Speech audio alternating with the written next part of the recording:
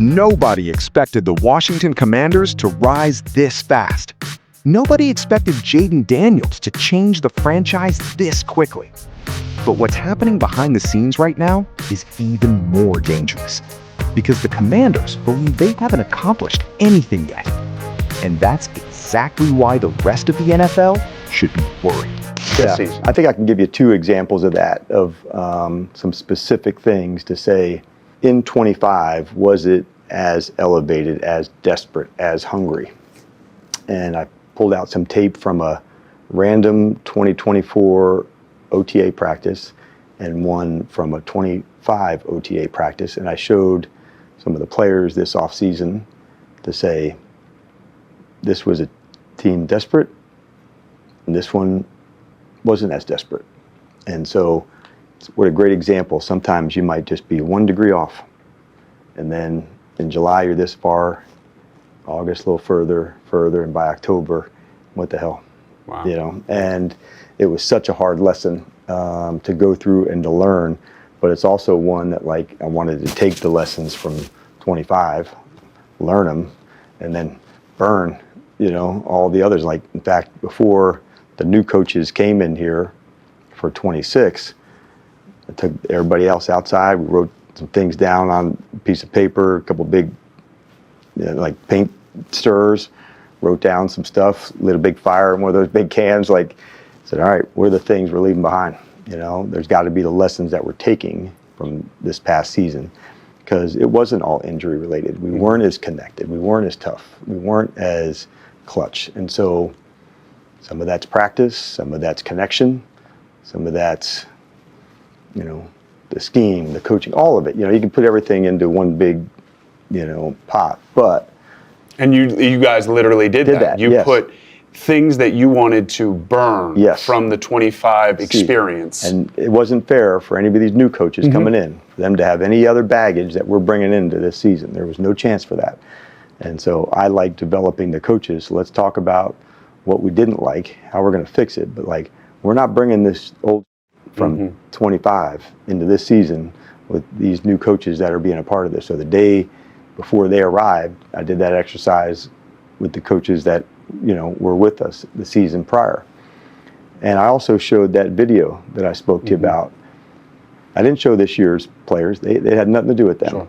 But I wanted the other players to see, let's make sure the practice here, the competitive nature, that's our standard. That's the most important thing. And so I was going to get that across come hell or high water going into this off season. So when I talked about competition as the central theme, that's where that comes from.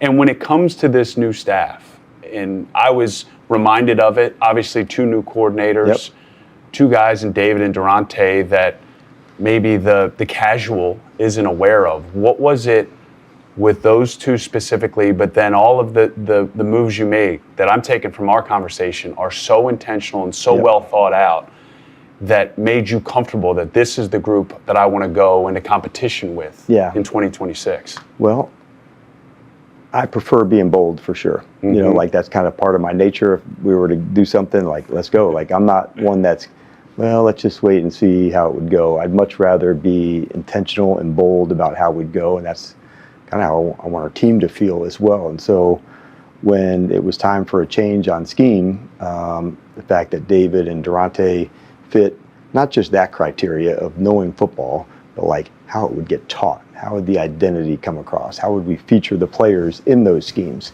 And so going through that process with them, that's what was most important to me. And so that's why it was so important for you to walk in and say, this is the identity I want us to have. So every time a player comes in this organization, they can easily say to everybody else, like, hey man, this is how we do business here. This is how we get down. And I didn't want any gray in that. And so the better I am in that process of explaining it over and over, and I'm not going to back off of that. I think, I don't know if I'll get it right, but repetition isn't lost in the prayer. You know, like, you can say it over and over again, and it's okay. And there is a hunger for the team, and I like that. It's not just the coach that had that pit in his stomach, you know, for the last, 4 or 5 months, but a number of us have a lot to prove, and a number of us, aren't pleased, and so, we're going to do something about it. Nobody expected this from the Commanders to rise this fast. Nobody expected Jayden Daniels to transform an entire franchise almost overnight. And that's exactly why what we're hearing now should terrify the rest of the NFL. Because inside that building, they aren't celebrating. They're not acting like a team that just arrived. They're acting like a team that believes they failed. Think about that for a second. Most organizations would be satisfied after a breakthrough season. Most young quarterbacks would be enjoying the spotlight. But according to what is happening behind closed doors, the Commanders have reached a dangerous conclusion. The Commanders have reached a dangerous conclusion. They believe they left too much on the table. And if that mindset is real, the rest of the league could have a serious problem on its hands. Because while fans saw success on Sundays, the coaches saw something completely different. One of the most revealing comments to come out of Washington wasn't about talent. It wasn't about schemes. And it wasn't even about Jayden Daniels. It was about desperation. The coaching staff reportedly went back and compared OTA practices from 2 different years. One practice showed a team playing desperate, hungry, competing for survival. The other showed something missing. Just 1 degree less urgency. And according to the coaches, that's all it takes. 1 degree becomes 2. 2 becomes 5. By October, you're staring at a completely different football team. That's the lesson they refuse to ignore. And that realization hit hard enough that the organization decided something drastic had to happen. What happened next sounds more like a movie scene than an NFL offseason. Before the new coaching staff even arrived for the 2026 season, the Commanders held an unusual exercise. Coaches gathered outside. They wrote down everything they wanted to leave behind.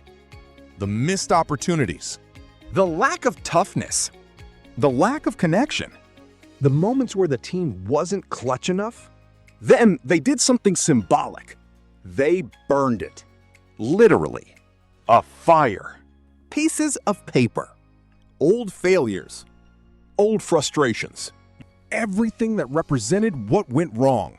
The message was crystal clear. No baggage. No excuses. No carrying old problems into a new season. And whether you think that's brilliant leadership or pure football theater, one thing is undeniable. This organization is attacking its weaknesses instead of pretending they never existed. But burning the past was only the first step. The next move may be even more important. The Commanders didn't just make adjustments.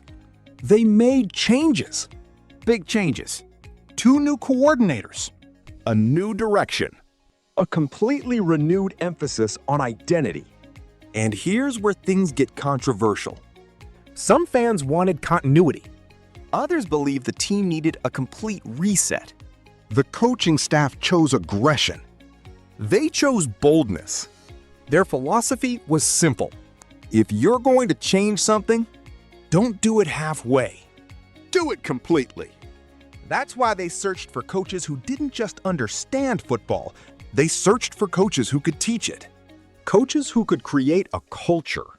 Coaches who could establish an identity so obvious that every player walking through the door immediately understands exactly what the Washington Commanders stand for. No gray area. No confusion. No mixed messages. Just one standard. And that level of clarity can become a weapon, because underneath all these decisions lies one emotion driving everything. And it's the emotion that should concern every rival in the NFC. Here's the most important part of this entire story. The hunger never disappeared. In fact, it may have gotten stronger. Inside the organization, there is reportedly a feeling that many people still have something to prove. They're not satisfied. They're not comfortable. They're not convinced they've accomplished enough. And that's where Jayden Daniels enters the picture. Because great young quarterbacks are dangerous. But great young quarterbacks surrounded by an organization obsessed with improvement? That's when franchises become contenders. That's when expectations become pressure. And that's when pressure starts getting transferred to everyone else in the conference. The Commanders aren't talking like a team that thinks it has arrived. They're talking like a team preparing for something bigger, something more, something unfinished. And that's what makes Washington one of the most fascinating teams entering 2026. Nobody expected the Washington Commanders to rise this quickly. Nobody expected Jayden Daniels to accelerate the rebuild this fast. But what should worry NFL fans isn't what Washington already accomplished. It's what they're saying they haven't accomplished yet. The lessons have been learned. The failures have been confronted. The standards have been raised. And the hunger is still there. So here's the question every Commanders fan should be asking. Was last season the breakthrough? Or was it only the beginning? Because if this team truly believes it hasn't reached its potential, the rest of the NFL may soon discover that Washington's rise was never the story. The real story is what comes next. Yo, mic check 1 to 2, -1, -2. Game over for this video, folks. Smash that like button, drop a comment, and subscribe to stay in the huddle for more. This is NFL Madness, bringing the heat and signing out.